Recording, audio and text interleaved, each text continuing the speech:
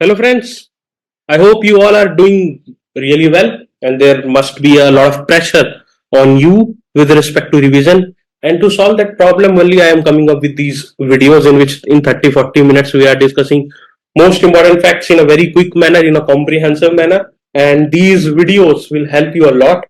The previous ancient history video was liked and shared by you all a lot, and that is why I am coming up with a subject which is most dominating, equivalent to modern history in last 10 years in terms of the contribution of marks, and it is very difficult to even retain it. So I will give you some logics and the previous stories, the context, so that you can remember as well. I can bet if you will watch this video twice, you will read the PDF. The link of this PDF which I am using, I will put in the description. You can download it. After watching twice, you can read that document, and the extra information that I'm telling now, you can just note it down there. Okay, so let's start the video.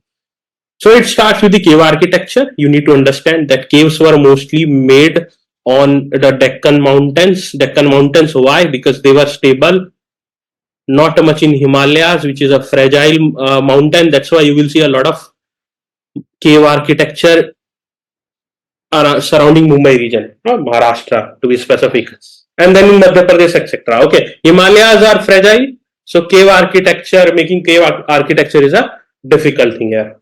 Okay, and they were used mainly initially for during Mesolithic period to reside. Because stone is more durable than wood, so it was used for residing. Then it became part of Buddhism. Buddhism, Buddhism made two kinds of structure.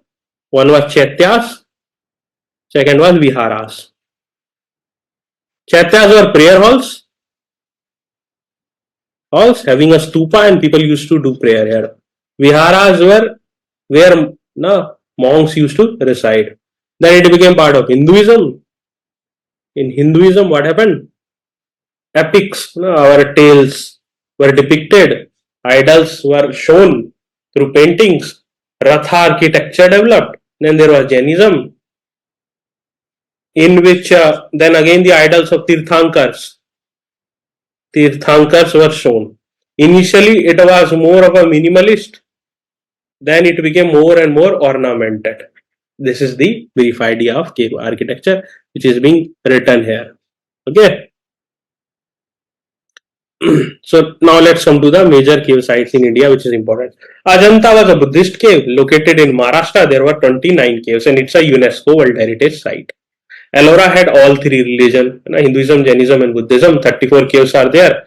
Kailasa temple is most important, part of UNESCO World Heritage Sites. Then there is Elephanta caves, which is there in Mumbai, and Savite sculpture, Trimurti is there, which is very, very important, part of UNESCO World Heritage Site. Barabar caves is perhaps one of the oldest cave architecture, situated in Bihar during the Mauryan period, belongs to Ajivka sect. Ajivka sect से याद आना चाहिए Bindusara, father of Ashoka, who propagated it.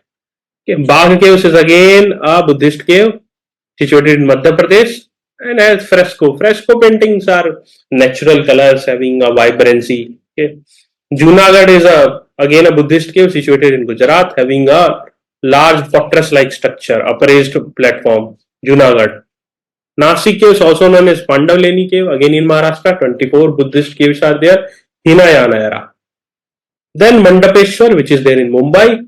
Initially it was a Brahmanical cave. Slowly it became aligned to Christianity. It started being developed in Gupta era. Karle, Maharashtra, large rock cut Chaitya in India. Kanheri, Mumbai, 109 caves, Buddhist monastery complex it is. Udaygiri again MP, Hindu caves under Gupta king Chandragupta II. Significance तो पता ही आपको, artistic development, है ना, spiritual center, and showed the pluralistic nature of Indian culture. And now let's briefly talk about temple architecture. So temple architecture has mainly these features like Garbhagriha. Garbhagriha is like a womb. The main deity, if you go to a temple, is placed in Garbhagriha. Okay. There is mandap. This is the entrance. It's a kind of a mandap. Okay, it can be of different style.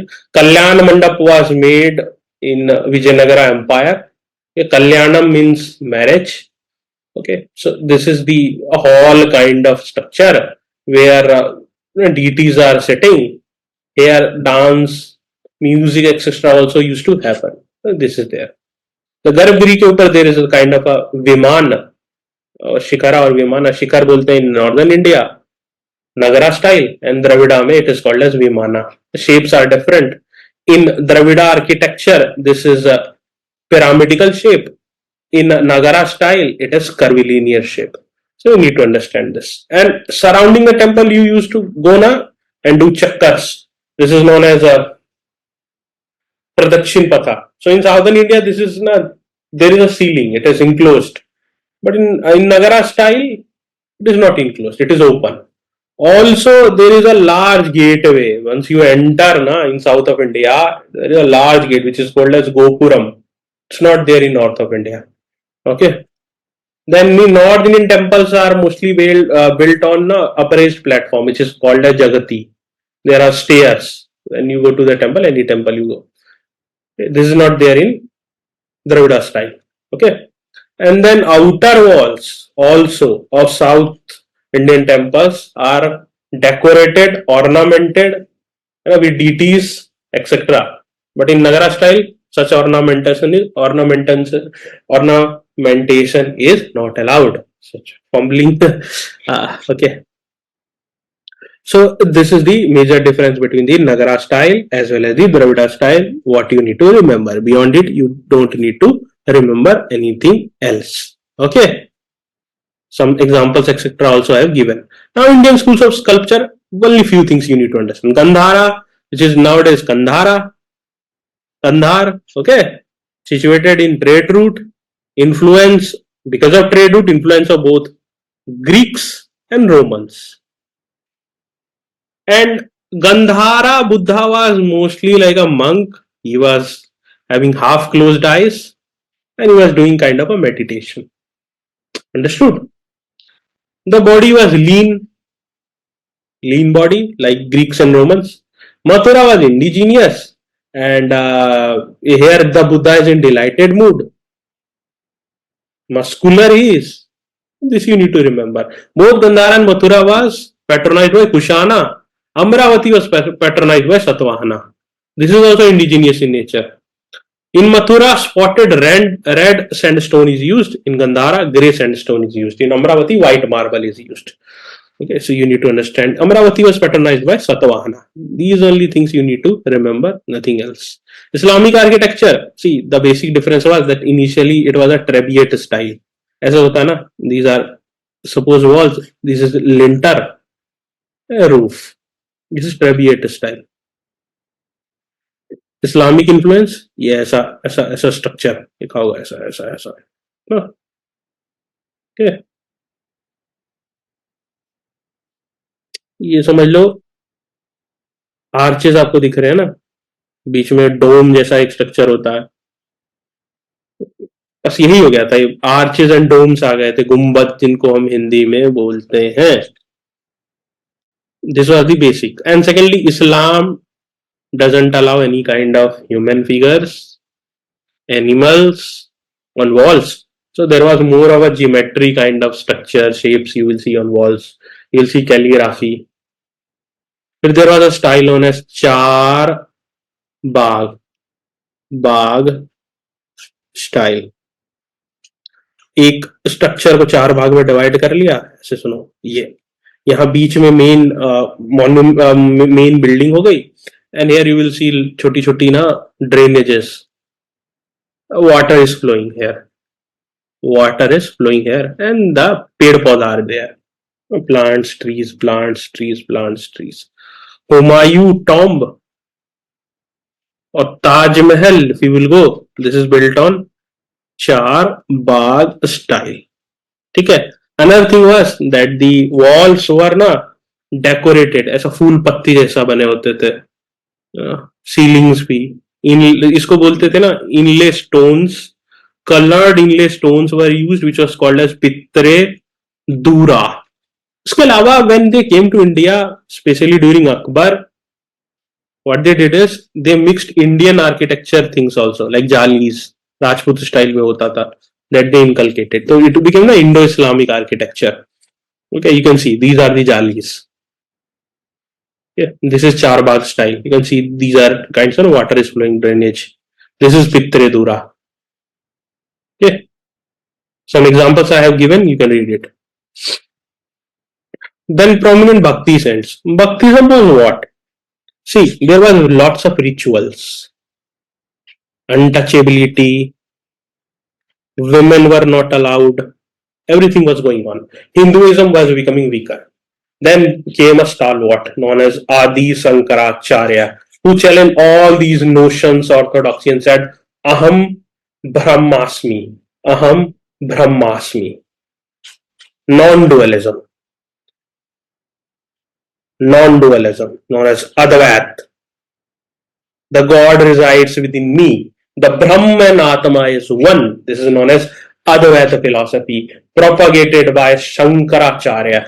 He went on to inspire Matha formation. Some history says that many were formed during his time period. Some says that no, he didn't form it. Okay, it differentiates, it fluctuates rather in different texts. So here, bhakti, your own bhakti with your own personal God. No rituals, no beach ka mediator like no, there is pandits etc. who will do havan for nothing. This was the Adi Shankaracharya, founded Advaita philosophy. Emphasized on knowledge. ज्ञान रहेगा तभी मोक्ष मिलेगा. He wrote books like Bhaja Govindam, Vivek Chudamani, and commentaries on Bhagavad Gita. Very, very important everywhere. If you go to Sringeri in Karnataka, that's the birthplace of Adi Shankaracharya. Then comes the Ramanujacharya. He says, no, you are making this God and human one. They are not one. Brahma has some special properties which human doesn't have. That's why he says Vishishta. Brahma is Vishisht. So Vishishta Advaita, qualified monism, was started by Ramanuja. He wrote Sri Bhashan Gita Bhasya, and he promoted Bhakti, Karma or Gyan, तीनों मार्ग.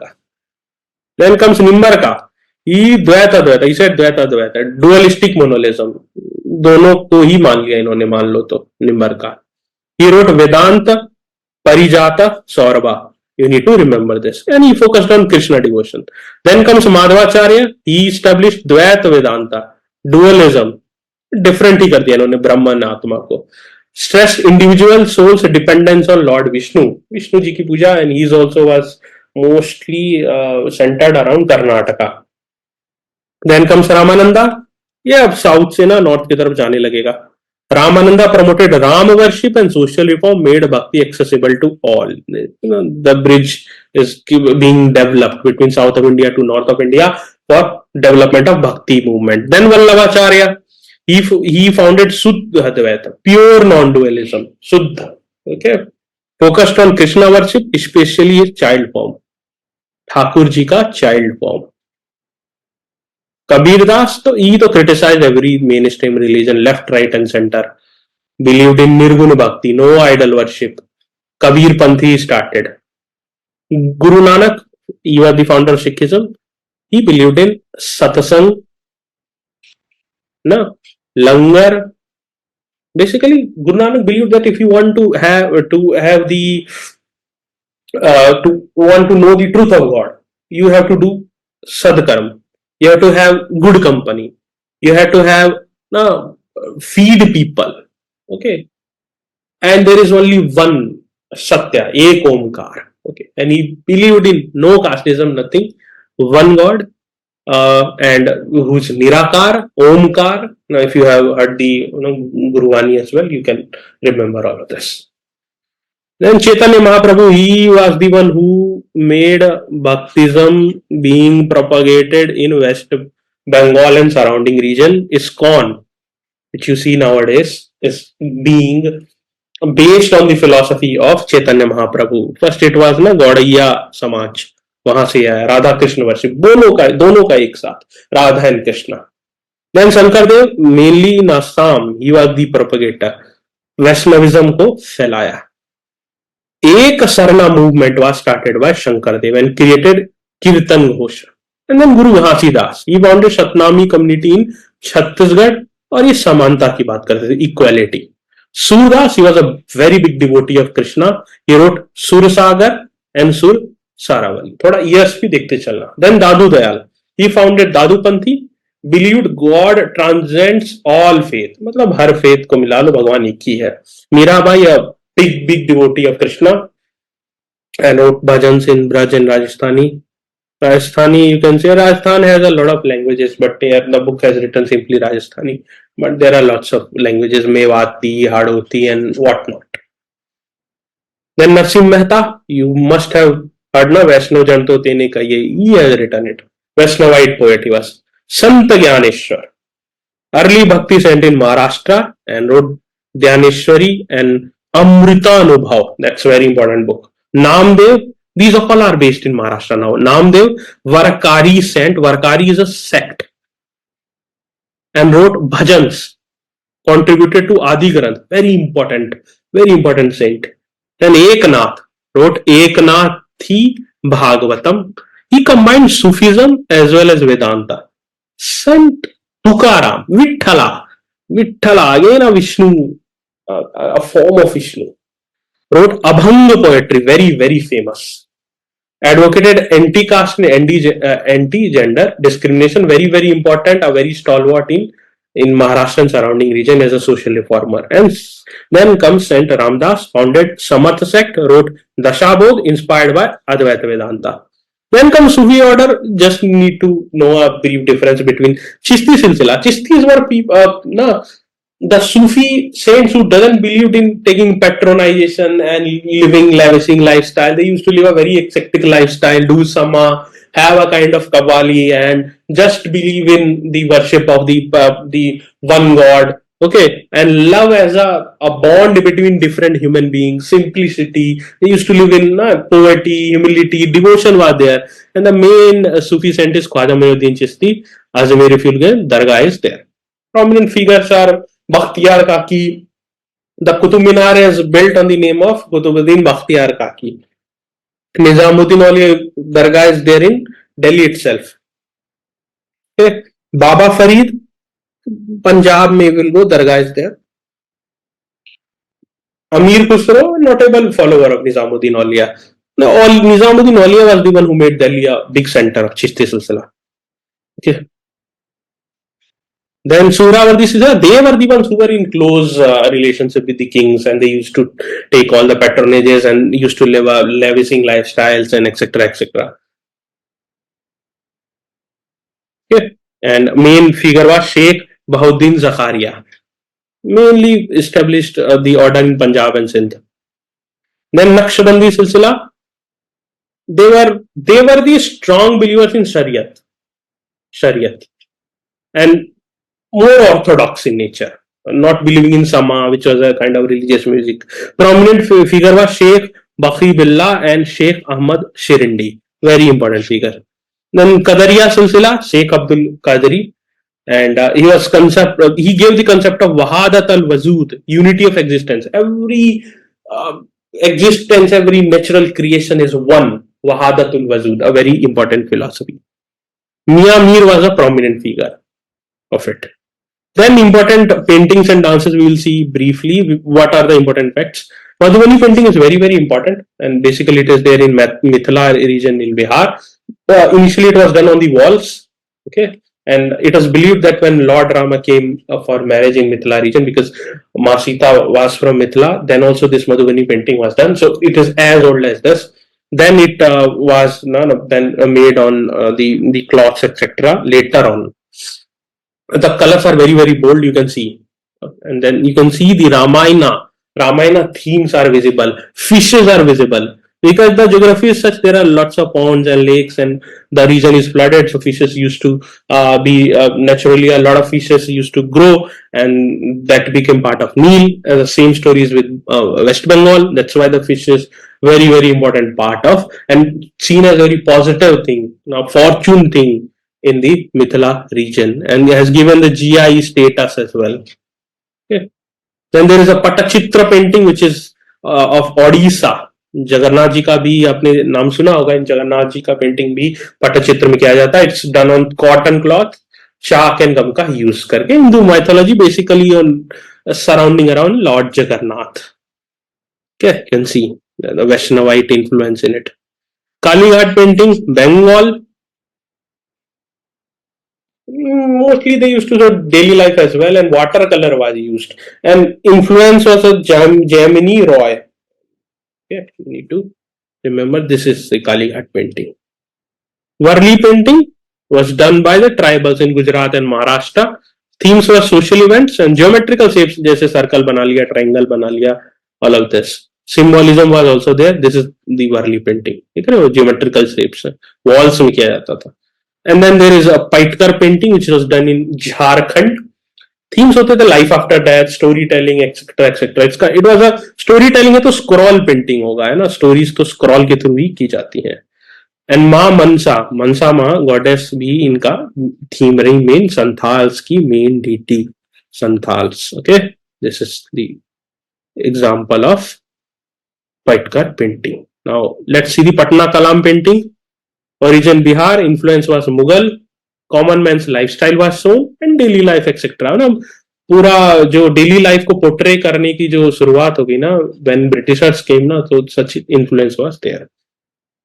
कहवर and Kohbar बोलते हैं इनको in the regions of Bihar and west eastern Uttar Pradesh, Jharkhand. Okay, and Sohrai painting used to do in the specifically during marriages. Okay, and the Kohbar was done on marriage and Sohrai was done during the harvest. इसमें comb होता है ना, कंगी, finger से painting की जाती थी, pass down through generation. This is the example of Kohver. Okay, done on the walls, you can see.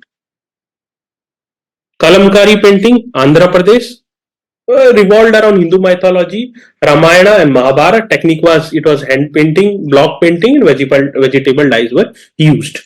Bamboo से pen बनाते थे और उसको यूज करते थे. This is the example of Kalamkari painting. You can see the influence of dyes. Phad painting was done in Rajasthan. Deities were Pabuji, Devanarayan, and there were legends. Long scrolls, again story होगी, scrolls होगी, तो bold lines, large eyes. ये देखो scroll है ना, एक story जैसी है. Manjusa painting, again the region of Bhagalpur, Bihar. Theme was Bihula, Bisahari, folklore, snakes की worship होती है, तो उससे related है. This is Manjusa painting. Scroll painting है story telling through sequences. Scroll मतलब होता है story telling. This is the Manjusa art. Thangka painting, Tibetan Buddhist art. Cotton और silk canvas पे किया जाता है, natural dyes. Buddhist deities are there and symbolism is used. This is Thangka painting. You can see Buddha meditating. Patua art, West Bengal, again mythology, long scrolls, storytelling was done. This is Patua art. You can see this is long. Pithoda painting. Okay, it was done in Pithoda in Gujarat, Madhya Pradesh. Religious, spiritual purpose, family occasions पे किया जाता था. रथवा Bhils and Bhilala tribes, Bhil tribes करते हैं. Bhil tribes तो आपको MP and Gujarat में दिखेंगे ना, so इसलिए Pithoro painting. Depiction of animals, horses and ritualistic use were done. देख रहे हैं हॉर्स आपको दिखेंगे बहुत सारे. Now let's see the classical dances. There are 8 classical dances recognized by संगीत नाटक अकादमी. These are the 8. छाऊ भी है बट वो संगीत नाटक अकादमी द्वारा रिकॉग्नाइज नहीं है. This is Bharatanatyam. Kathakali Kerala, Bharatanatyam Tamil Nadu. Kathak is of north India, only classical dance. Kuchipudi Andhra Pradesh, Manipuri obviously Manipur, Mohiniyattam Kerala, Odissi, Odisha, and Satriya in Assam. Let's read a brief details about them. Natya Shastra is seen to be the origin before all these dance forms, and it was composed by Bharat Muni, and it is a foundational treatise on drama, dance, and music. यहीं से start हुई है performance art का. Bharatnatyam is of Tamil Nadu, originated na temples में it was started. Devadasis mainly used to perform it. And mridangam, veena, flute, violin, etc. is used. Okay, there are many parts of it as well. कि starting को ये बोलते हैं, ending को ये बोलते हैं. But UPSC haven't gone much deep into this. Kathak narrative style linked to kathakar. So kathak मतलब कथा कहना, storytelling. Music includes thumri. Instruments include tabla, pakhawa, sarangi, all the Hindustani classic music instruments. Kathakali is of Kerala. Kathakali is again a story play. Symbolic makeups are done. You will see different colors. Different colors symbolizing different things. Like evil का एक specific color है, good का एक specific color है, God का एक specific color है. Okay. Then there is a Mohiniyattam, a feminine lasya dance inspired by Mohini, mythic Mohini. Done. It's a Vaishnavite dance, Mohiniyattam. Patronva Swati Tirunal main instrument is Edaka. Then Manipuri rooted in Vaishnavism, introverted style, avoiding eye contact. Eye contact nahi hota. Mohiniyattam mein there is lots of eye expression. Kung, a drum is used and flute is used. Odissi, very expressive in terms of physical style and things which are done in Odissi. Temple dances by Maharis revived in mid-20th century. Instruments of pakhavaj, flute, sitar, and lots of it's also kind of geometrical patterns are made like chart, etc. In this, that's why it's quite popular. Then Kuchipudi, Andhra Pradesh, originated from Bhakti movement in village Kuchelvapuram, evolved from group dance drama. Now it becomes solo and duet formats as well. Okay. Do read about things like Tarangam. Go and search it. What is Tarangam? Then Kshatriya, Assam, developed in 16th century monasteries. 17 मतलब monastery होता है. The dance वहां से the name came Kshatriya by Saint Shankardev and includes Gayan Bayan musical interlude, and Gurudev Rabindranath Tagore patronized it and it became more popular. Additionally, the additional dance, which is a semi-classical dance form, as per Ministry of Culture, is Chau. It is not part of 8 classical list, but recognized as semi-classical. And this is performed in Eastern India, Odisha, Jharkhand, West Bengal. And this is a blend of martial tradition, temple rituals, and folk and popular performance of this region. तो vocal music नहीं होता है इसमें, कोई vocal music नहीं है, is not used in Chhau. Melodies are based on songs from the Jhumar folk repertoire, the devotional kirtans, classical Hindustani ragas, and traditional Odia sources. The instruments which are used is dhol, dhumsa, nagada, chadchadi, and jhanj. Provide an accompany to chow dance. एक तरह का martial dance होता है इसमें. आप देखोगे the main patron will jump here and there and will show martial moves etc etc. तो इतना याद कर लेना. इसके अलावा क्या पढ़ लेना, बस एक टेबल याद कर लेना of the different puppetry forms, ठीक है, एंड थोड़े से थिएटर्स. बुद्धिज्म का एक video we have made, Jainism etcetera भी also different videos we will make, that will come separately. Okay, so I hope आपको एकदम quickly I have given a great detail in so less time, which is not possible by yourself. So this video will help you a lot when you will give the examination. You will thank me. Do like the video, comment on the video, it motivates us, and subscribe our channel. Thank you very much.